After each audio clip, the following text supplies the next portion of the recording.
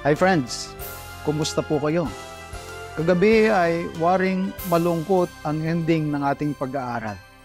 At sadya naman, malungkot ang kahihinatnan kapag ang pinaniwalaan natin ay ang pinaka-founder ng lahat ng mga scammer sa buong sanglibutan, walang iba kundi si Satanas.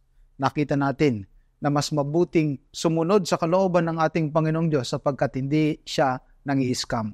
Naparito siya upang tayo'y bigyan niya ng buhay at ng kasaganaan niyaon. Alam niyo po ba, sangayon sa mga pag-aaral, kapag ang isang tao ay may feeling na guilt siya, mayroon siyang guilty feeling, ay ito ang mga makikita mo sa kanya. Una, insecure siya kasi nga guilty siya di ba? Medyo hindi siya sure sa kanyang sarili, medyo sinesecond guess niya ang kanyang sarili, okay ba ako, tanggap ba nila ako, anong sabi nila, ganyan. And mas concerned ka na doon sa feedback sasabihin ng ibang mga tao dahil alam mo na nga may something na sa'yo. Number 2, sa kabilang banda naman, yung mga guilty people ay nagiging perfectionist. Yan, pagtatakpan nila yung kanilang mga ginagawang kasalanan, yung mga guilty feeling nila, nasasabihin nila na i-require nila, dapat gagawin natin itong perfect, dapat gagawin na maayos, dapat maaga tayo sa church, dapat ganito, ganyan. At marami silang mga gagawin para ma-cover up yung kanilang guilty feeling. They will even use God to run away from God. Gagamitin nila ang mga bagay ng relihiyon at mga bagay na tungkol sa Diyos. Pero ang totoo, sila ay tumatakbo lang papalayo sa ating Panginoong Diyos. At hindi lang sila insecure or perfectionist. Pagka mga guilty yung mga tao and they are not able to deal with it, to settle it, ay nagiging fearful na din sila sa failure. So ayaw na nilang mag-try, ayaw na sumubok, ayaw nang gawin ulit sapagkat naisip nila na ano ako dyan alam ko hindi ako para dyan, alam ko sablay ako dyan, ganyan. And nagiging fearful na sila ay magkamali. Yung mga guilty people din daw, number 4, ay overly demanding. Parang mataas ang kanilang mga expectation, masyado silang demanding. Pero in a sense, binabattle lang nila yung kanilang inner thoughts, yung kanilang inner feeling na kailangan nilang i-cover up ito. Therefore, you will have to demand more. You will have to do more. You'll have to work more. Kailangan tayong gumawa. Kailangan nating magsumika para tayo ay maligtas, maging banal, maging mabuti. Sapagkat we owe it to God. Nagkasala tayo laban sa Kanya. Guilty yan. May ongoing pa yan na hindi na settle the guilty feeling. Meron din na constant self-accusation. Yung bagang lagi niyang pinaparatangan yung sarili niya, ang kanyang self-talk, ayan na naman, di ba? Yan na nga, mali ka na, di ba? Masama yung ginagawa mo. Or yung self-accusation, nauuwi din sa accusation sa ibang mga tao. Kumbaga, nagkakaroon na din ng mirroring. Yung iyong self-accusation, ibinibigay mo na din sa ibang mga tao because of your own personal guilt. And lastly, sangayon sa book na ito na na-publish, na tinatawag na Power of Hope, page 78. Yung mga guilty people, sacrificial. Ako nang magagawa. Ako na lang yung sisihin, ganyan. Ako naman yung laging may kasalanan. Hindi, ako nang parang iniisip nila na kung masasaktan sila, kung mahihirapan sila, kung sila ay magsasuffer, ay makakakover yun doon sa kanilang guilty feeling. Alam niyo, mga minamahal, sa mga tao na nagkasala, at lahat ay nagkasala, kasama po ang inyong Pastor Igan, na nahuhulog tayo sa isa sa mga ganitong gawain. Kaya nga, ang sabi ng Roma 5:12, kaya kung paano sa pamamagitan ng isang tao ay pumasok ang kasalanan sa sanglibutan at ang kamatayay sa pamamagitan ng kasalanan, at sa ganito'y ang kamatayan ay naranasan ng lahat ng mga tao sapagkat ang lahat ay nangagkasala. Dahil lang daw po sa isang tao, pumasok ang kasalanan sa sanglibutan. At dahil sa pagpasok ng kasalanan sa sanglibutan, ang kamatayan din ay pumasok sa sanglibutan. Kagaya ng sinabi ng Panginoong Diyos kay Adan at saka kay Eva, walang pagsalang kapag kinain nila ang bunga ng puno ng pagkakilala ng mabuti at masama, walang pagsalang mamamatay sila. Alam niyo po, simula nang ang ating unang mga magulang ay nagkasala. Sunod-sunod na din ang ating pagkakasala at naging bahagi na ng ating buhay ang kasalanan. Naniwala tayo sa isang napakalaking kasinungalingan at napakalaking scam na may mas masaya, may mas maganda, may mas mahusay, mas may maayos na buhay at may maayos na karanasan labas sa kalooban ng ating Panginoong Diyos. Sabi ni Propeta Isaias, describing kung anong ganitong sitwasyon ay ganito, 53 verse 6. Tayong lahat na gaya ng mga tupa ay naligaw. Tayo ay tumungo bawat isa sa kanyang sariling daan at ipinasan sa kanya ng Panginoon ang kasamaan nating lahat. Para po doon sa mga nagsasabi pa rin sila ay walang kasalanan at walang masamang ginagawa, ito po ang maliwanag na sinasabi ng banal na kasulatan. Tayo lahat. Ilan daw po? Lahat. Ano daw po ang nangyari sa ating lahat? Naligaw. Ilan daw po ang naligaw? Lahat. Ano daw po ang nangyari dahil sa ating pagkaligaw? Ipinasan sa Kanya, sa Panginoon, ang kasamaan nating lahat. Lahat po tayo ay naligaw. Lahat tayo ay tumungo, bawat isa sa ating sariling gusto. Sabi ng ibang mga tao kasi, buhay ko ito, wag niyo akong pakialaman, ito yung gusto ko, feeling ko dito ako masaya. Pero alam niyo po, yun ay daan ng pagkaligaw. Maliwanag pa rin ang sinasabi sa aklat ng Isaiah 64 verse 6. Kaming lahat, ilan daw po? Kaming lahat, naging parang marumi at ang lahat naming katuwiran ay naging parang basahang marumi. Kung may natitira pa o naiiwan pa mang katuwiran sa ating mga pagkataot sa sarili natin, ito daw ay marumi, kagaya ng basahang marumi. Sabi ni Pablo sa Roma 3, talatang 10, walang matuwid, wala kahit isa. Tingnan nyo nga po yung inyong katabi. Tingnan nyo po yung mga nasa paligid ninyo. Pagkatapos manalamin din kayo. At tingnan nyo, tama ba ang ulat ng banal na kasulatan na walang matuwid? Wala kahit isa. Ibig sabihin, lahat tayo ay baluktot, lahat tayo ay baliko, lahat tayo ay sablay, lahat tayo ay pawang mga makasalanan. Wag na po tayong magpanggap na tayo ay mga malinis, na tayo ay may sariling katuwiran sa ating mga sarili, na tayo ay kalugod-lugod sa paningin ng ating Panginoong Diyos sa pamamagitan ng ating sariling mga ginagawa. Sabi ng banal na kasulatan, wala. Walang matuwid. Wala kahit isa. Ngayon, siyempre, yung iba naman, kagaya ng nagiging perfectionist, nagiging overly demanding, tumataas ang standard niya dahil dun sa mga ginagawa niyang mali. Sabi ng Jeremiah 13:23, makapagbabago baga ang Etiope ng kanyang balat. Makakita na po kayo ng Ethiopian. Ang tanong ng ating Panginoong Diyos, makapagbabago baga sila ng kanyang balat o ang leopardo ng kanyang batik? Sabi sa Jeremiah 13 verse 23. Makapagbago ho ba? Kakayanin ho kaya ng glutathione? Kakayanin ho kaya ng papaya soap? Kakayanin ko ho kaya ng belo na sabon? Kayahin ko kaya yung bleach para pumuti yung isang Ethiopian? At yun ho bang leopardo? Yung leopardo, pagka ho kayo ay napunta ng zoo, at di kaya naman magtingin na lamang po kayo sa internet, makikita niyo po yung leopardo o leopard, nasa screen niyo po yung kanyang itsura. Makapagbabago baka kaya siya ng batik? Sa sarili niya ba, kaya niya magsabunin yun? Kaya niya bang tanggalin yun? Kaya niya bang baguhin yun? Mag-morph siya at magbago siya ng kanyang batik? Maliwanag po ang itinuturo ng banal na kasulatan. Hindi nila kakayanin. Lalo na't mga bihasang gumawa ng masama ay makakagawa kaya ng mabuti. Alam niyo po sa Thailand, ay meron doong mga elepante na mga cute.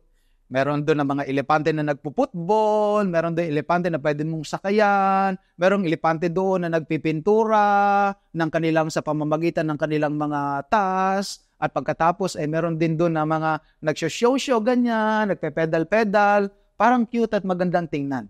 Pero alam niyo po ba na they have to undergo yung tinatawag na the breaking of the elephant spirit, kung saan sila ay kinukulong sa isang napakaliit na kulungan at pagkatapos sila ay tatalian sa kanilang mga paa at kailangan nilang sumunod sa kumpas ng kanilang mga trainer. At pagkatapos sila ay mahihirapan doon, sila ay talagang kokontrolin doon hanggang ang kanilang espiritu ay mabreak.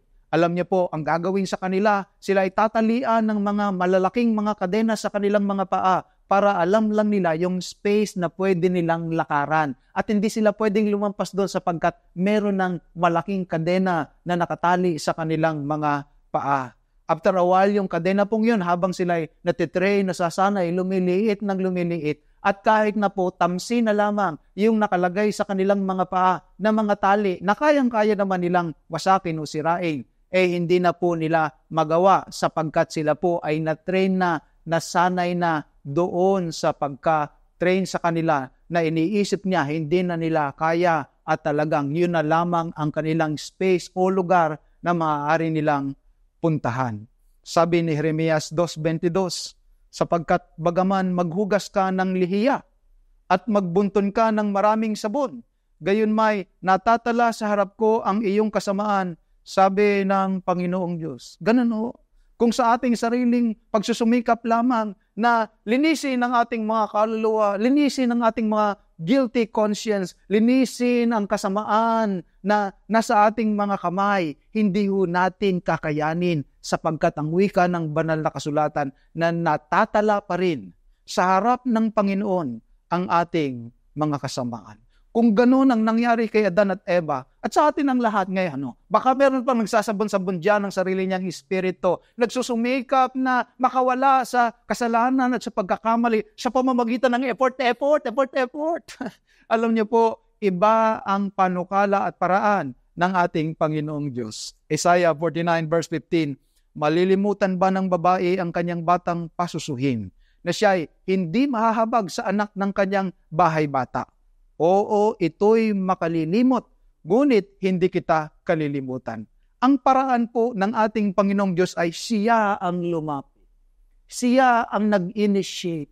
Siya po ang nagpasimula. Ang tawag po natin dito ay prevenient grace. Ang Diyos ang naunang gumawa ng kaparaanan, lumapit siya sa atin. Ano pa ang sabi ng banal na kasulatan? Isaiah 49:15, narito, aking inanyuan ka sa mga palad ng aking mga kamay. Ang iyong mga kuta ay laging nangasa harap ko. Sabi ng Jeremiah 31 verse 3, ang Panginoon ay napakita ng una sa akin na nagsasabi, oo, iniibig kita ng walang hanggang pag-ibig, kaya't ako'y lumapit sa iyo na may kagandahang loob. Mantakin po ninyo, tayo ang may sala, tayo ang nagkamali. Kung tao lamang ang pag-uusap, natural, mali siya, dapat lumapit ka naman. Alam nga namang ako na yung biktima, ako na yung pinagkasalahan, ako pang lalapit. Pero sa atin ng Panginoong Diyos, ang sabi niya, napakita ko sa iyo anyan. Sabi ng banal na kasulatan, na ano daw? Na may walang hanggang pag-ibig. Kaya't ako'y lumapit sa iyo na may kagandahang loob. Naglumapit po ang ating Panginoong Diyos sa atin. Hindi ko tayo lumapit. Tayo ay lumayo. Tayo ay napariwara. Pinili natin lumayo sa Kanya. Ang Panginoon lumapit sa atin. At nang lumapit siya sa atin, hindi po nakangiwi ang kanyang mga labi, hindi matalim ang kanyang mga mata. Siya po ay lumapit ng may kagandahang loob. Hindi niya sinabi sa atin, diba? Ngayon, palo ka. Magdusa ka, ganyan. Ano na tayo, mapapahama ka na talaga, ganyan na. Hindi po. Ang solusyon ng ating Panginoong Diyos ay paglapit sa atin na may kagandahang loob. Sa tuwing panahon na kayo'y matutukso na iniisip niyong ang inyong kasalanan ay lubhan ng malaki, lubhan ng marami, lubhan ng karimari-marim, at talagang hindi na kayo lalapitan ng ating Panginoong Diyos at kayo ay marapat lamang na i-abandon niya, iwanan niya. Hindi po ganon ang sabi ng banal na kasulatan. Hindi po ganon ang panukala ng ating Panginoong Diyos. Hindi po niya gagawin yaon. Ang sabi niya, ako'y lumalapit sa iyo na may kagandahang loob. Kung ang Panginoong Diyos ay hindi nakakalimot sa atin, kung ang ating Panginoong Diyos ay iniibig tayo ng walang hanggang pag-ibig at siya'y lumalapit sa atin ng may kagandahang loob, paano niya ginawa iyon? Sabi sa Mateo 1:23, narito ang dalaga ay magdadalang tao at manganganak ng isang lalaki, at ang pangalang itatawag nila sa kanya ay Emmanuel, na kung liliwanagin ay sumasa atin ang Diyos. For the longest time, marami sa ating naisip, wala na sa court ko yung Diyos. Kalaban ko yung Diyos. Kaaway natin ang ating Panginoong Diyos. Malayo siya sa atin. Ngunit ang pagkakatawang tao ng ating Panginoong Diyos sa pamamagitan ng ating Panginoong Hesukristo ay nagliliwanag sa atin ng katotohanan, sumasa atin siya. God with us. God who is not against us. God who is not fighting us, but God who is for us. God who is with us. God who will do everything so that we will be restored into the lost paradise with our beloved who will also believe in His method and in His means. So ang paraan ng ating Panginoong Diyos ay yung redemption, yung pagtubos. Tubusin tayo. Bakit to? Naisanla ho natin ng ating mga kaluluwa. Hindi lamang ho yung ating mga muebles, hindi lamang ho yung ating mga mamahaling mga gamit o mga ginto ang naisanla natin. Naisanla natin ng ating mga kaluluwa nang tayo ho ay magkasala.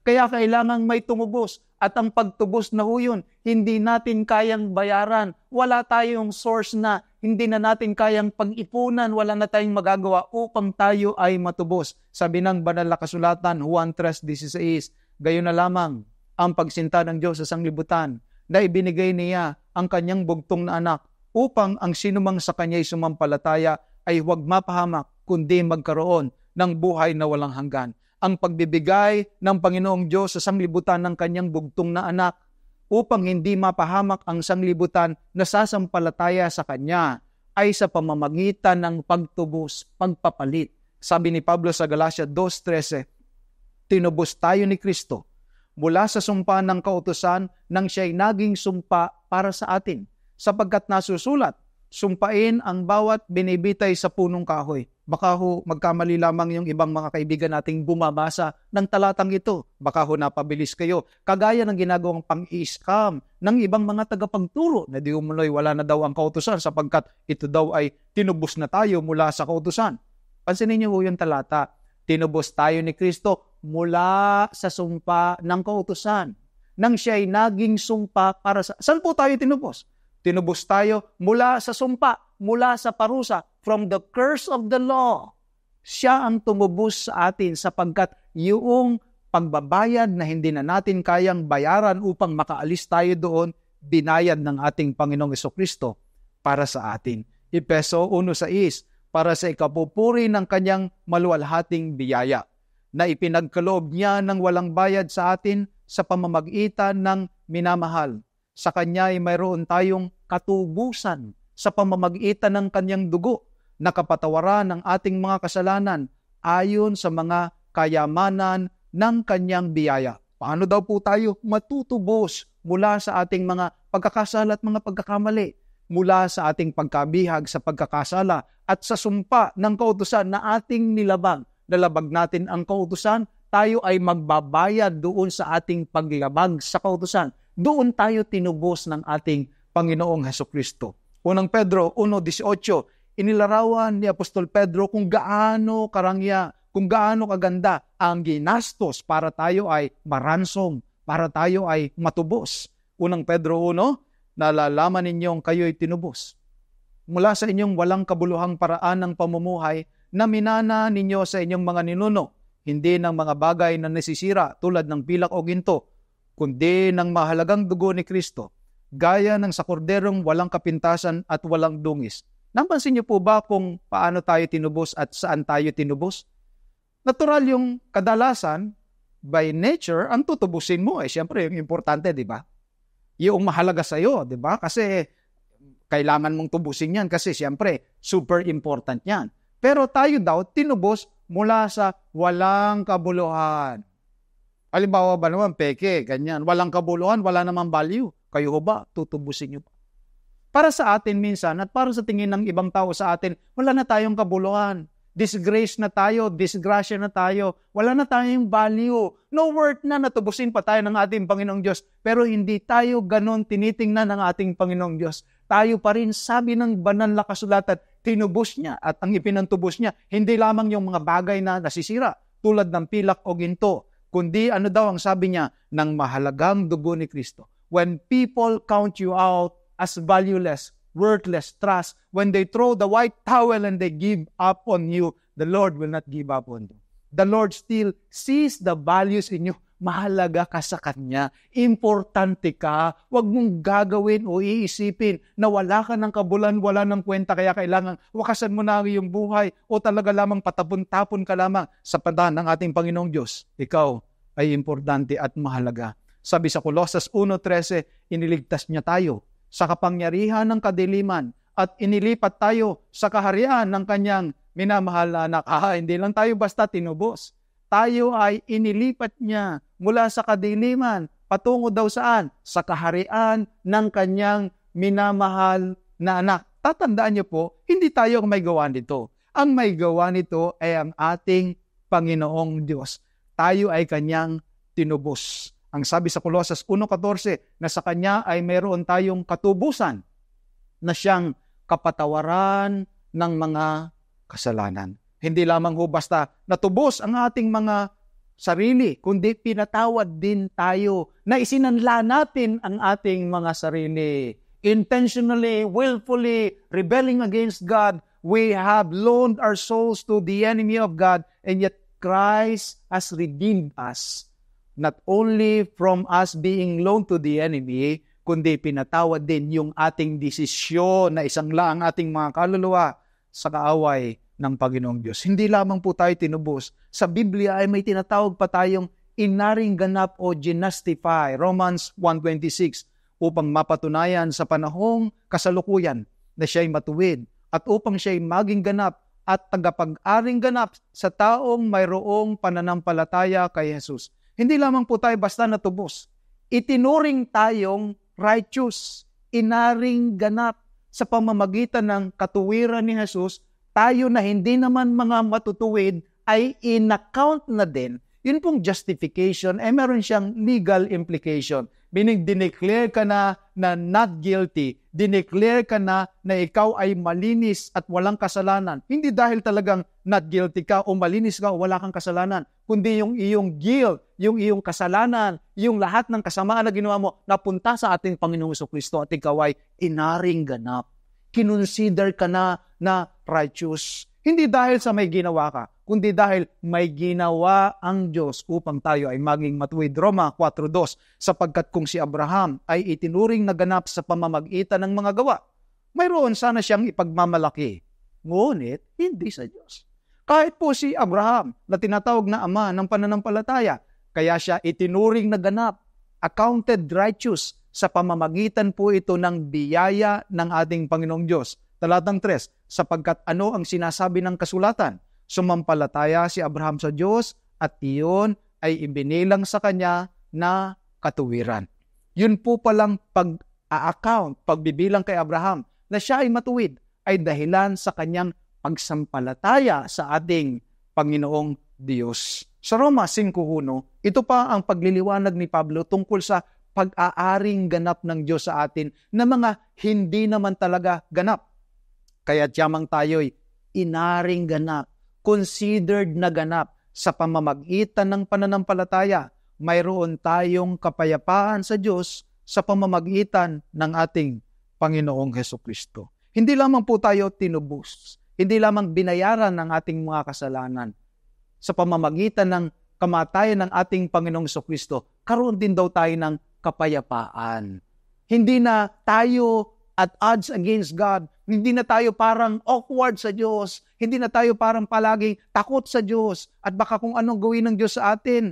Tayo sa pamamagitan ng biyaya at pananampalataya natin sa biyaya, sabi ng banal na kasulatan, nagkaroon ng kapayapaan. Ikaw po na guilty, nagkasala, beyond reasonable doubt, kagaya ng inyong Pastor Egan, guilty, nagkasala, beyond reasonable doubt. There is no explaining, there is no excuses. I have fallen short of the glory of God. I have fallen short. I have betrayed God. I have wronged God. I have goes against His commandments. At kung magkakaroon ako ng kapayapaan ngayon sa mga nagawa ko nung mga nakalipas ng mga araw at mga taon, ay hindi dahil nagpupursige ako o nagsisikap ako o nag-e-effort akong mangaral ng Ebanghelyo at ipangaral ang salita ng ating Panginoon. Ang kapayapaan ko ay sa pamamagitan ng biyaya ng Diyos na iniabot niya sa akin. Sa pamamagitan ng kanyang pag-aaring ganap meron na daw tayong kapayapaan. Hindi, yung kapayapaan na hindi nakukuha kasi, perfect ako ngayon. Marami akong nagawa.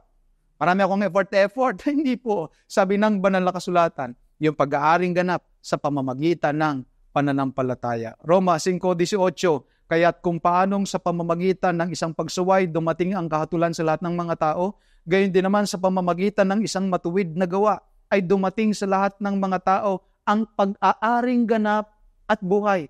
Hindi lamang po pag-aaring ganap, binigyan ka din ng buhay para mabuhay ka sa pamamagitan ng katuwiran ng ating Panginoong Jesucristo. Papansinin niyo po, sa pamamagitan ng gawa ng isang tao. Walang iba po ang ating Panginoong Jesucristo. Hindi po natin ginawa. Kaya nagkaroon tayo ng pag-aaring ganap at nagkaroon tayo ng buhay. Roma 1:17. Baka sasabihin nila, yung pag-aaring ganap, yung justification, yung redemption, siyempre, yan ay pananampalataya. The rest ay kailangan na natin ng work para tayo maging righteous. Roma 1:17, sapagkat dito ang katuwiran ng Diyos ay nahahayag mula sa pananampalataya hanggang sa pananampalataya, gaya ng nasusulat, ngunit ang taong matuwid, ano daw po? Mabubuhay sa pamamagitan ng pananampalataya. Maliwanag po ang turo ng banal na kasulatan. Mula sa pananampalataya, hindi pa punta sa gawa. Mula sa pananampalataya, hanggang ngayon, gumawa ka na lang. Hindi po. Mula sa pananampalataya, hanggang sa pananampalataya. Huwag po kayo agad magtataas ng inyong mga kilay o malalaglag sa inyong mga bangko. Hindi pa naman po tapos ang pagtalakay. Hindi ko dinidemonize, hindi ko dinidiminish ang mabubuting gawa. Maghintay lang ho kayo. Ngunit pagdating sa pag-aaring ganap sa pagliligtas ng ating Panginoong Diyos sa atin, ito po ay nakukuha natin sa pamamagitan ng pagsampalataya sa Kanyang gawa, sa Kanyang ginawa, sa Kanyang tinapos na gawa. Tayo'y naniniwala, tayo'y sumasampalataya doon, and we are accounted righteous because of that. Maliwanag pa ang sabi ng Galatia 2:16, nalalaman natin na ang tao ay hindi inaaring ganap sa pamamagitan ng mga gawa ng kautusan, kundi sa pamamagitan ng pananampalataya kay Jesucristo. At tayo ay sumasampalataya kay Kristo Jesus upang ariing ganap sa pamamagitan ng pananampalataya kay Kristo. Maliwanag ang aklat ng Roma Kapitulo 3, talatang 20, patuloy hanggang 28. Siya na nag-aaring ganap sa pamamagitan ng pagsunod ng katuwiran ng kautusan ay hindi aariing ganap, sapagkat sa pamamagitan ng kautusan ay walang sino mang aariing ganap.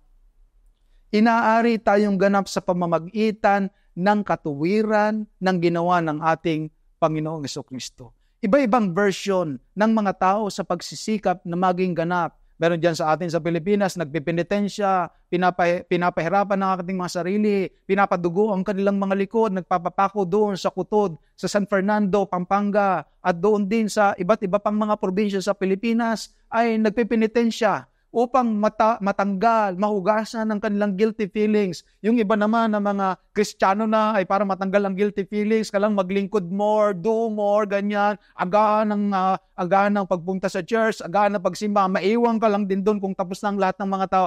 I'm not saying masama yun. I'm just saying kung doon natin huhugutin ang ating katuwiran at ang ating pagiging ganap, tayo ho ay nagkakamali ng ating pinagkukunan.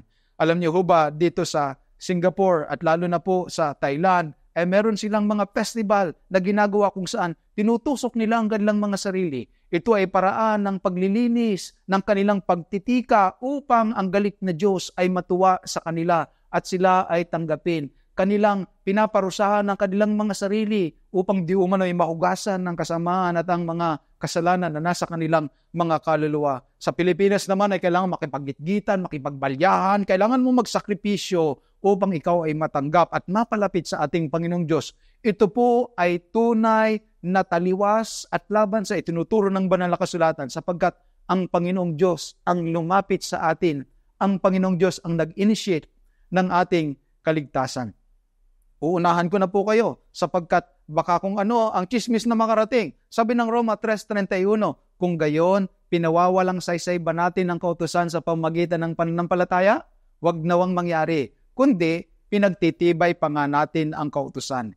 Inilalagay lang po natin ang tamang lokasyon ng kautusan, ng biyaya at ng pananampalataya pagdating sa kaligtasan. Hindi po ibig sabihin na susuwayin natin ang kautusan dahil tayo'y sumasampalataya na. Hindi din naman magandang i-diminish o i-demonize ang kautusan ng ilang mga mangangaral at sasabihin na ito na lamang ang kailangan natin, pananampalataya at wala nang iba. Ito po ay mali naman sapagkat kaya nga namatay ang ating Panginoong Jesucristo doon sa krus precisely sapagkat mahalaga ang kautusan. Hindi po pwedeng baliin ang kautusan, kailangang bayaran ang kautusan. Yun pong pagkamatay ng ating Panginoong Jesucristo doon sa krus ay hindi justification upang tayo'y magpatuloy sa pagkakasala. Tatalakayin ko pa po ito sa susunod na mga gabi. Bantayan niyo po upang maging maliwanag kung ano ang itinuturo ng banal na kasulatan. Ang paraan ng Diyos ay redemption, justification, and not only that, reconciliation. Sabi sa 2 Korinto 5:18, di ba naalala nyo? Nakipaglaban si Eva at saka si Adan sa ating Panginoong Diyos. Sinuway ang kanyang banal na kalooban at simula noon tayo daw mga naging marurumi at tayo ay napahiwalay. Sabi ng banal na kasulatan sa ating Panginoong Diyos, napahiwalay tayo sa Kanya. Na-break ang ating relationship sa Kanya. Sabi ng 2 Corinthians 5:18, lahat ng ito ay mula sa Diyos, na tayo'y pinagkasundo niya sa kanyang sarili sa pamamagitan ni Kristo at ibinigay niya sa amin ang ministeryo ng pakikipagkasundo. Sa makatuwid, kay Kristo ay pinagkasundo ng Diyos ang sanglibutan at ang kanyang sarili na hindi ibinibilang sa kanila ang kanilang mga makasalanan. Alam niyo po, ito ang turo ng banal na kasulatan. Tayo ang may kasalanan. Ang Diyos ang lumapit. Tayo ang lumayo, tayo ang nagrebelde. Ang Diyos pa yung nakikipagbati. Ang Diyos ang nakikipagkasundo. Tigilan niyo na po ang pag-iisip na yung Diyos ay marahas, na yung Diyos ay masama, na yung Diyos ay galit, na yung Diyos ay talagang naghihintay lamang sa ating pagkakamali at pipitikin tayo at talagang tayo tutunawin niya. O di ka naman pakukuluan niya tayo sa nagdagat-dagatang apoy at asupri. Hinihintay niya lamang yung tamang chance na mapuno ang salop. Ang sabi niya, at kapag ka napuno ang salop, tayo kakalusin na. Maliwanag ang ulat ng banal na kasulatan. Ayaw ng ating Panginoong Diyos na sino man ay mapahamak. Kaya siya ay nakikipagbati, nakikipagkasundo. Kaibigan, sa gabing ito, kung hindi pa kayo bati ng Diyos, kung malayo pa ang loob mo sa Kanya, abutin mo ang kanyang kamay sapagkat iniaabot niya ang kanyang kamay sa iyo. Nakapisay na siya sa iyo. Siya ay lumalapit na may kagandahang loob sapagkat siya ay magpapatawad ng sagana. Colossus 1:20, sa pamamagitan niya ay pagkakasunduin ng Diyos sa kanyang sarili ang lahat ng mga bagay sa lupa man o langit na ginagawa ang kapayapaan sa pamamagitan ng dugo ng kanyang krus. Napakagandang talata. Sa pamamagitan ng dugo ng kanyang krus, ang sabi ay ginagawa niya ang kapayapaan na pinagkakasundo sa sarili niya ang lahat ng mga bagay, lupa man o langit, pati langit pala sa pamamagitan ng ating Panginoong Jesucristo, kasundo na din natin sa pamamagitan ng kanyang sakripisyo doon sa krus. Sapagkat kung noon ngang tayo'y mga kaaway, ay pinakipagkasundo tayo sa Diyos sa pamamagitan ng kamatayan ng kanyang anak, lalo ngayong ipinagkasundo na ay maliligtas tayo sa pamamagitan ng kanyang buhay. Roma Kapitulo 5, ang talata ay 10. Opo, mga minamahal, lalo na ngayong ipinagkasundo na ay maliligtas tayo sa pamamagitan ng kanyang buhay. Pansinin niyo po ang talatang ito. We are justified by His grace. We are also able to live a sanctified life by His grace. Maliligtas tayo. Hindi po sa pamamagitan ng effort natin o gagawin natin. Natural, may makikita talaga na kahayagan ng grace sa ating mga buhay. Ngunit yung kahayagan ng grace na paggawa sa ating mga buhay ay sa pamamagitan ng kanyang kamatayan, sa pamamagitan din ng kanyang buhay na ipinamamagitan sa atin ngayon. Sa Roma 5:11, at hindi lamang gayon, kundi tayo'y nagagalak rin sa Diyos sa pamamagitan ng ating Panginoong Jesucristo, na sa pamamagitan niya ay tinamo natin ngayon ang pakikipagkasundo. Kaya naman mga minamahal, dahil tayo ay inaring ganap, dahil tayo ay tinubos, dahil tayo ay pinakipagkasundo sa Diyos. In-effort niya para ma-reconcile tayo sa Kanya. Sabi ng Juan 1:12, ang lahat ng sa Kanya ay nagsisampalataya ay pinagkalooban niya sila ng karapatang maging mga anak ng Diyos. Sa makatuwid bagay, ang mga nagsisampalataya sa Kanyang pangalan. Kailan daw po tayo nagkaroon ng karapatang tawaging mga anak ng Diyos? Sa pamamagitan ho ng ating pagsampalataya sa Kanya. Sa makatuwid baga ay ang mga nagsitanggap sa Kanya at nagsisampalataya sa Kanyang pangalan. So, ang pagtanggap po natin sa pag-aaring ganap, ang pagtanggap po natin sa Kanyang pagtubos, ang pagtanggap po natin sa Kanyang pakikipagkasundo ay sa pamamagitan ng ating pananampalataya. Sapagkat sa biyaya, kayo'y nangaligtas. Sa pamamagitan ng pananampalataya, at ito'y hindi sa inyong sarili, ito'y kaloob ng Diyos. Sa English po, yung kaloob ng Diyos gift of God. Nakakita ka na ba naman ng regalo, tapos hulug-hulugan mo na lang. Bayaran mo na lang daw kapag ka nakaluwag-luwag ka. Hindi nga yun regalo. Yun daw pong kaligtasan, regalo. The moment na may point na pinagtrabahuhan mo yan, may point na sa iyong kaligtasan na pinagtatrabahuhan mo na yan para ikaw ay maligtas, hindi na yan regalo. Natural, sweldo na yan. O di ka naman, yan na yung award sa iyo. Sapagkat nga, pinagtrabahuhan mo You deserve it na kasi you did something about it. But the Bible is very clear. It is the gift of God so that no man can boast. That is salvation. Efeso 2:8 at 9, hindi sa pamagitan ng mga gawa, upang ang sinuman ay wag magmapuri. Maliwanag na ang paraan ay tayo'y manampalataya sa Kanya. Kapag nanampalataya tayo sa Kanyang ginawa, inihahati din tayo dito sa pagsisisi. Kagaya noong nasa Gawa 3:19, kaya nga magsisi kayo at magbalik loob upang mangapawi ang inyong mga kasalanan. Yan, ipinahayag natin ang ating mga kasalanan sa Kanya sa pamamagitan ng pagsisisi natin sang-ayon sa aklat ng unang Juan Kapitulo 1, ang talata ay 9. Tayo'y nananampalataya, tayo'y nagsisisi, at tayo'y nababago. Pakinggan niyo po yung aking ginamit na salita sapagkat very intentional po ito. Tayo'y nananampalataya, tayo'y nagsisisi, tayo'y nababago. Hindi nagbabago. Ibig sabihin kasi yung salita kasing nagbago parang tayo may sariling ginawa doon. Kundi pinayagan natin ng ating Panginoon na tayo ay mabago. Siya ang bumabago sa atin. Sabi ng banal na kasulatan, 2 Corinthians 5:17, kaya't kung ang sino man ay na kay Kristo, siya'y bagong nilalang. Ang mga dating bagay ay nagsilipas na, narito sila'y pawang naging mga bago. Napansin niyo po ba na maliwanag ang sinasabi ng talata? Hindi sila dahil sa Kanyang biyaya, dahil nakakristo nila, nagbago na sila. Pinilit nilang magbago, pinilit nilang maging mabait, pinilit nilang magpakabanal, hindi ho. Kaya kung ang sino man na nakakristo, siya'y bagong nilalang. Ang kanyang pagiging bagong nilalang ay nakasalalay sa kanyang pagiging na kay Kristo. Kung siya ay na kay Kristo, nagdudulot ito ng pagiging bagong nilalang at ang mga dating bagay nagsilipas na, narito sila'y pawang naging mga bago.